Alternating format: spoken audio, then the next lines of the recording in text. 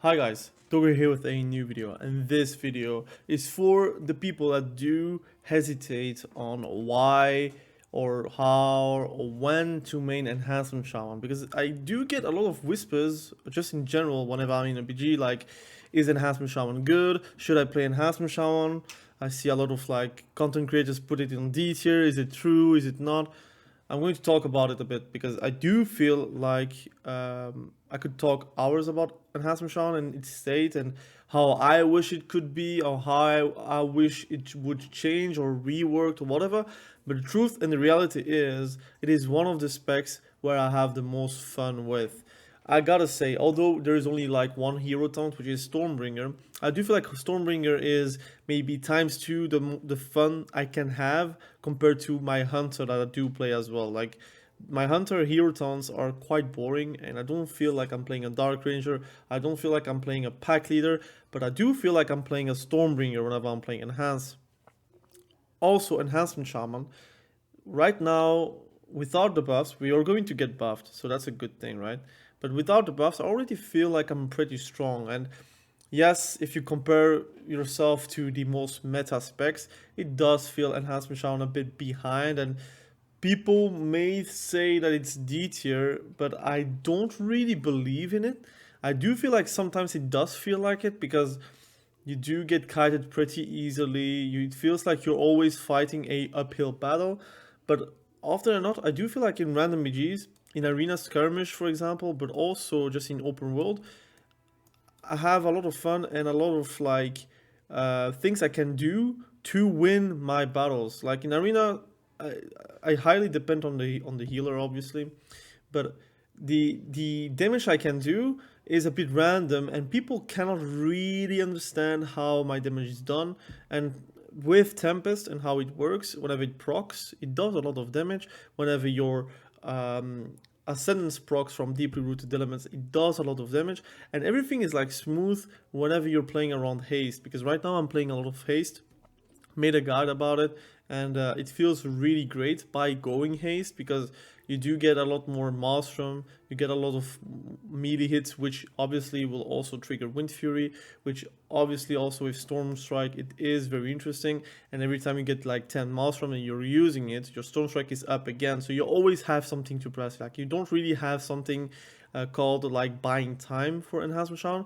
Often or not, you have something to press and you have always something to do when fighting. So that's the fun part about Enhancement Shaman. But also the competitive part. We are always going to be the underdog spec. So it means that most likely we're going to get buffed at the end. We're not going to get nerfed. Now, the issue is that the nerfs comes from a place called PvE. So, for example, the 4% or 6% less damage that we're going to do next patch, that is coming from PvE, because in PvE we are highly efficient. For example, the Tempest nerf on AoE above 5 targets, that is because in PvE we're doing absurd damage in those situations. But in PvP, you don't get to fight like more than 5 people at the same time, especially in arenas. In solo RPG, it is very rare already that they are all clumped up together. In general, everything that is going to come next week are going to be experienced as a buff.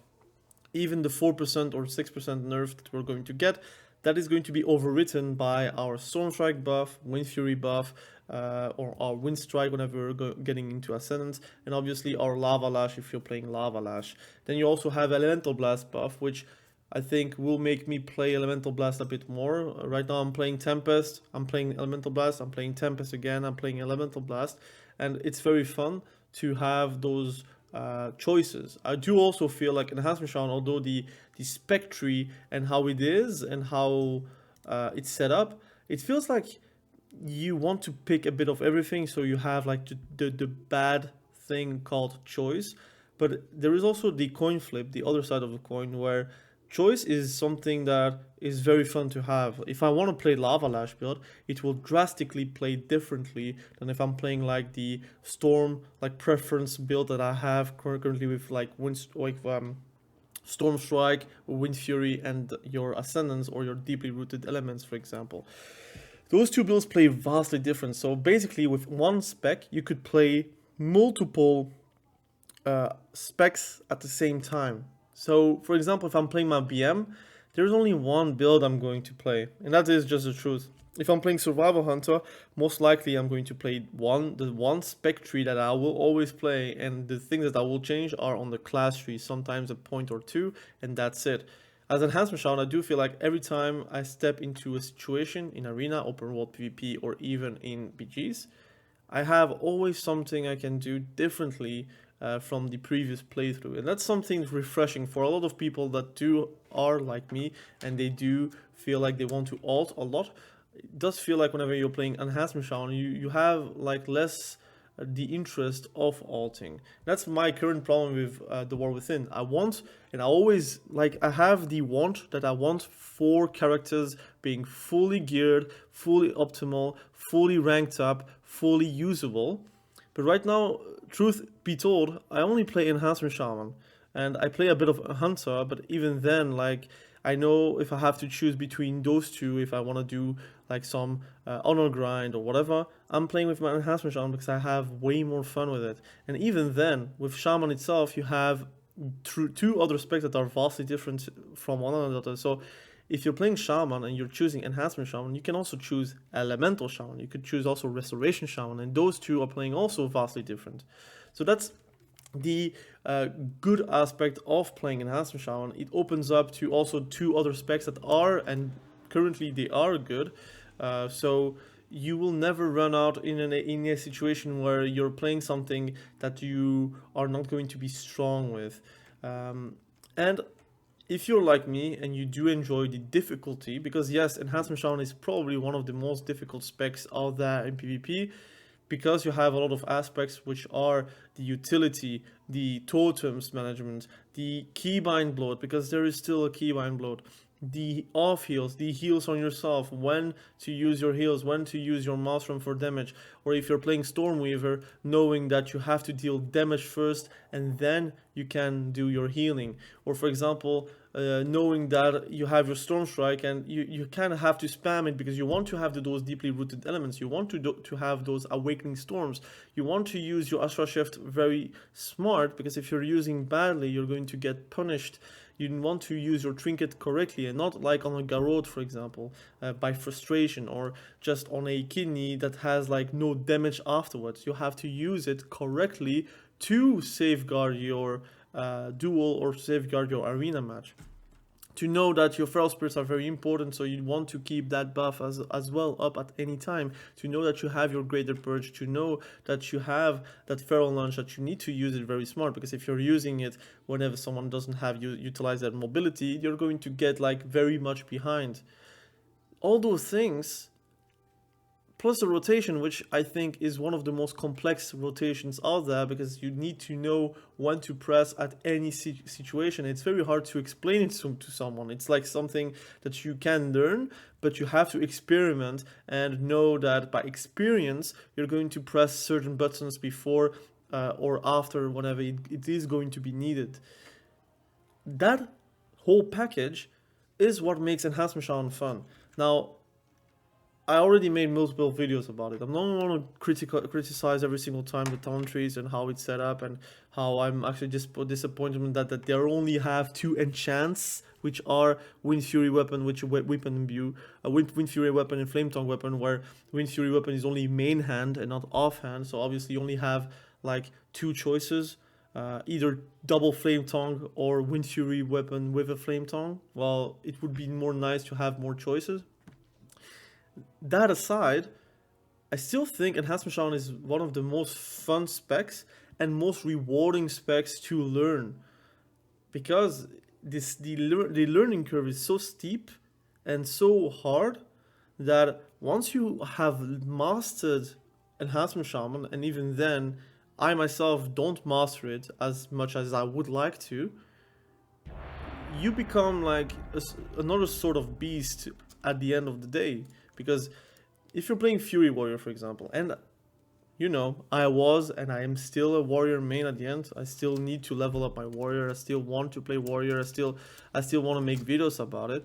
But the truth is, if you're playing Fury Warrior, the learning curve of a Fury Warrior is very, very low. What I mean by that is the ceiling and the floor are so close from one another that you don't really see the difference between a very good Fury Warrior and a very bad one. You could see the very bad one being very bad, but a good one with a very good one, that little gap is very hard to see. You can see that obviously by watching streams from that guy and see, look, those are the mistakes that he is doing at that certain point, but those are like decision making mistakes, not really like mechanically mistakes that you could learn and have to learn. For example, subtlety rogue using a bad opener, for example. Enhancement Shaman has the same thing as a sub rogue, where everything that you're using has a purpose and you need to know when you have to use it. A Fury Warrior doesn't have that much. You can mess up the rotation, but to be fair, the rotation is quite simple, that you're not going to mess it up often. Or the same for a BM Hunter, which I play right now with my Hunter. I do play in BM, I like BM for the simplicity as well.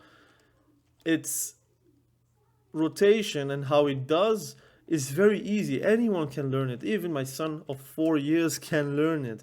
It just is the decision making that is making the difference between a BM Hunter being good or a BM Hunter being bad. Knowing when to trap, knowing when to stun, knowing when to kite, knowing when to use their freedom, knowing when to use roar. Those are the things that you need to know, but it's not hard to learn, right? It is like purely experience. Like whenever you're getting opened by a subtlety rogue and he used shadow blades, you want to use roar of sacrifice.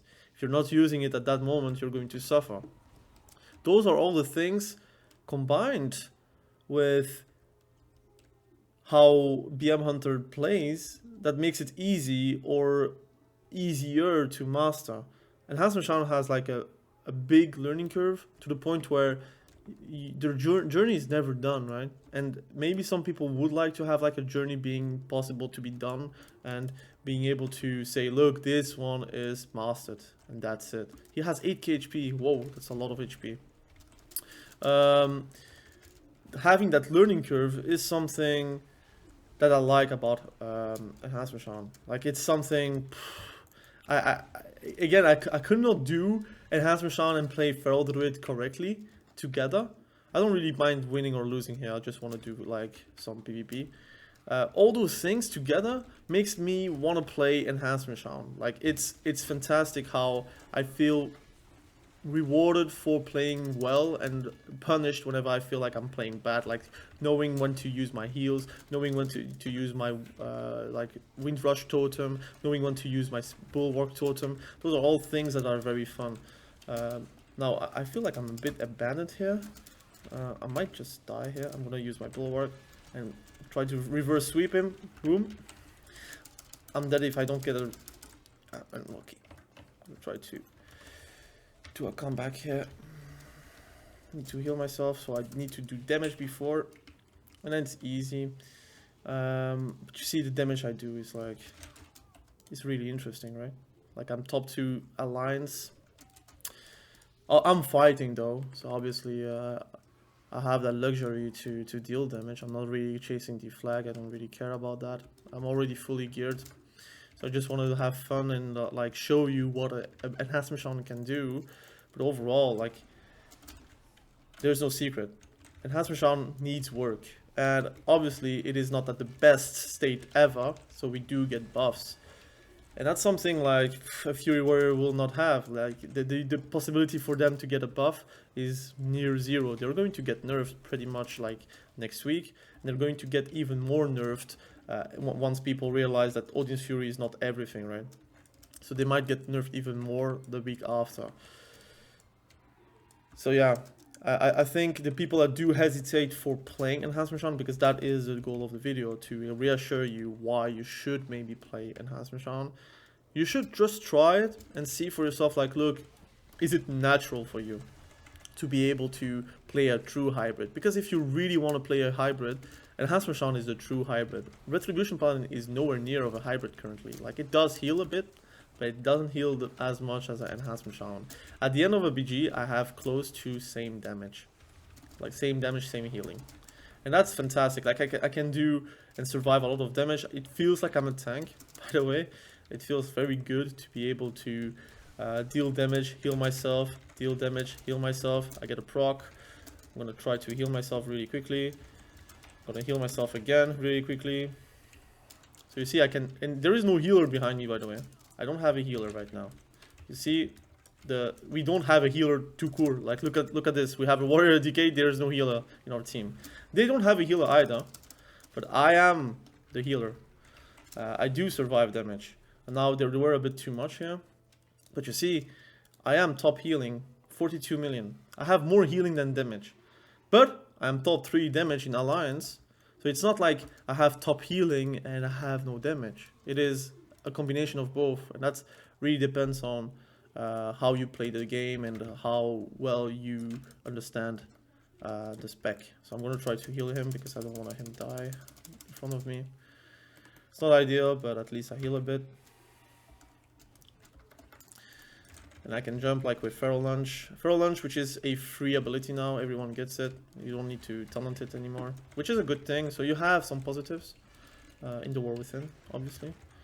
Then we have again a lot of damage and then a big heal. Whenever I'm done with the Death Coil, Mortal Coil, excuse me.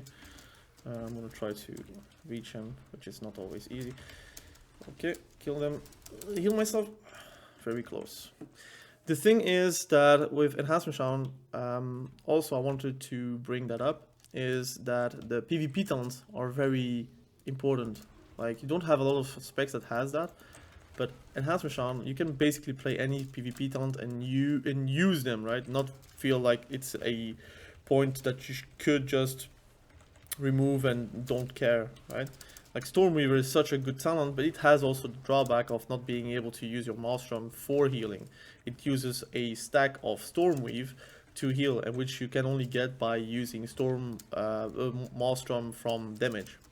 So obviously that's something you should learn using it and being able to. Oh, I need to survive, so I'm gonna try to.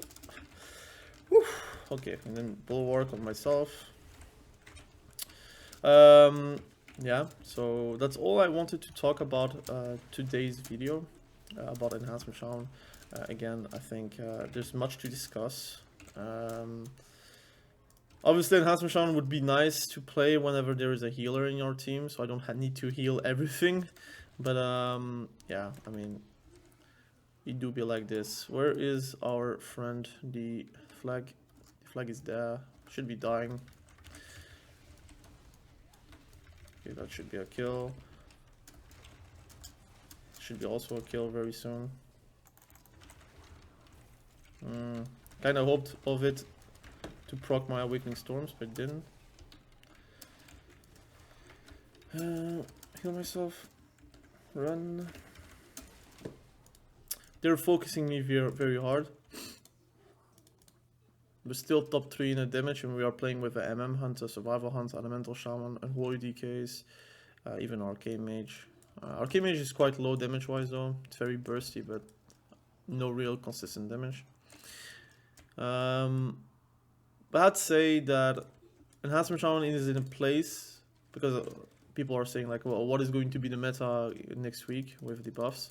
I do feel like it's going to be a comfortable beat here, based on the buffs. But I think the things that are holding Enhancement Shaman back are like purely the defensives. And obviously, as I say, healing is super important. So is also dampening in our arenas games and solo shuffle games, right? The hunter really loves me, by the way. He only targets me, so I'm gonna go for him. So I'm gonna screw him up. See ya. Now I'm gonna try to heal myself.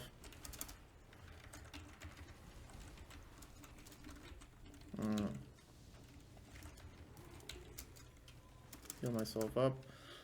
I don't think that lines. Does it line? I don't know. Try to heal myself up again. I think I'm dead. Oof.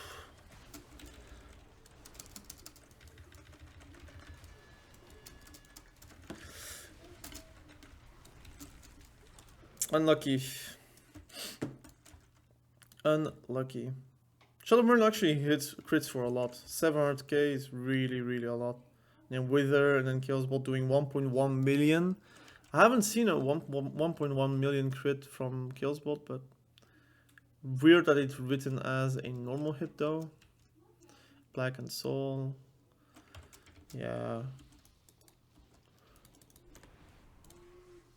But I think Enhancement Shaman is really interesting because you can really do 1v2s if you're playing it correctly. If I didn't play Stormweaver, I could do maybe a 1v2.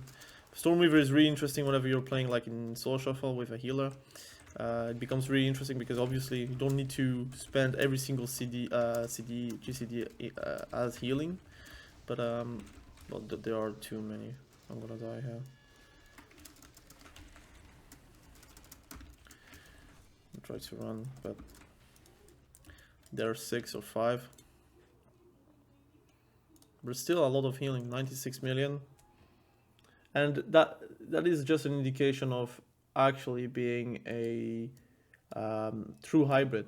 And that is something that I wish Retribution Paladin was a bit more, or even Feral Druid. I do feel like the self-heals, the capacity to also heal your allies, the capacities of being really truly a support, because Enhancement Shaman is never going to be primary DPS, by the way. It's never going to be out DPSing like a true Fury Warrior. That's normal. And that's never going to happen. It also is not something I would ask to get, right? But having that, oh come on man. Oh, 2 immunities back to back. I'll try to heal myself again. I think that's something I will never ask, like being like better DPS than a Fury Warrior. That's again stun. Crazy. They really focus me that hard, man. This is crazy, but that's okay. I mean, for me it was really pretty much a showcase of how much damage you can do. Even Storm Strike, like you see, it's 10% of my damage without like all those procs. So once we have the buffs for Storm Strike and Wind Strike and Wind Fury, it's going to feel a bit better. And it does give hope again. Like, look, Season 1, if we don't start with a nerf, it's perfect, right? It's something that we never really have Season 1s. Season 1s are always like the most terrible ones. Season 2 are the ones where we're going to feel very good, and Season 3s are pretty much nerfs again, historically. But hopefully I can have a lot of fun with Season 1 and being able to do some solo QRBGs, being able to farm soul shuffles and trying to get the most rating possible. And that would be very fantastic. I'm sapped. Oh, can I blast him before? Well, without a healer, this BG really sucks. Because obviously, like, man, I hate Retribution Paladins. I'm top damage. I think people don't realize how much damage I like. Look, 1.6 million. It's a DK, by the way, and he has gear. Like, it's not like he doesn't have gear. He has gear.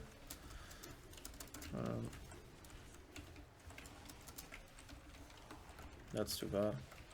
Like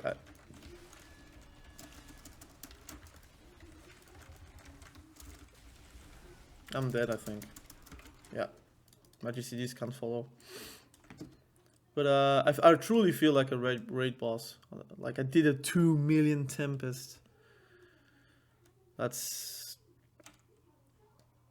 versus the DK. A 1.96 million. Then we have our Storm Strike doing 200k, so I like that. It's also hitting 2 times. So obviously, and Tempest Strikes, I'm not playing with Elemental Blast right now. I do feel like Elemental Blast is good. I found it very fun. I do play a lot of Elemental Blast, but I do think the issue with Elemental Blast is it doesn't add up for Stormbringer. Like, it only like the every 40 miles from weapon stack spend. That adds up, but it doesn't help you with Awakening Storms, which I think it should, and then it becomes like way more interesting. But you see, like, one Storm Strike. This is one Storm Strike, by the way, and a Frost Shock, I guess. It does a lot of damage. Like, if it crits, it does a lot of damage. Like, the whole Come on, man. Oh, man. I need to survive the damage every single time. Like, they're focusing me. It feels like I'm very much targeted. Like, there's no real reason why I'm the focus, but it's fine. Like, it means that the mage, the survival hunter, the rogues, the DKs, they get to have a free game. But we're winning 2-0. So for the people that ask like to have like no healers in BGs, like some people do ask like why are healers still a thing? That's pretty much why the game feels way less interesting whenever the healer is not present. That's a certainty. Oh man, I need to heal myself. I can heal myself through that.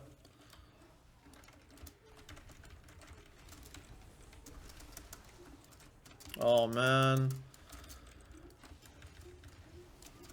Alright. Last 30 seconds. And then we're going to shut down the video. Hopefully you do find the courage to play Enhancement Shaman for the people that do hesitate. Hopefully this video was eye-opening for the people that do main Enhancement Shaman and they think they can just get away from Enhancement Shaman. You don't. Just keep on playing it. It's very fun. In general, the button bloat is annoying, but you do get the routine, and you're going to feel like, okay, it's okay, we got it, sticking with it. And we have 118 million damage done, way more healing. Unfortunately, we did spend a lot of time healing this game. It is what it is. We have 13 killing blows. You saw the footage. Like, I had no one with me with most fights. It was like me versus the world, and we have a lot of healing. Like I'm top 2, like I'm top 1 most healing. The DK is second. You see Retribution Paladins being like way below. There are no hybrids. Like even warriors are above, even mages are above. So if you really want to play a hybrid, and that I think is the appeal of Enhancement Shaman, which is like the old school support hybrid playstyle.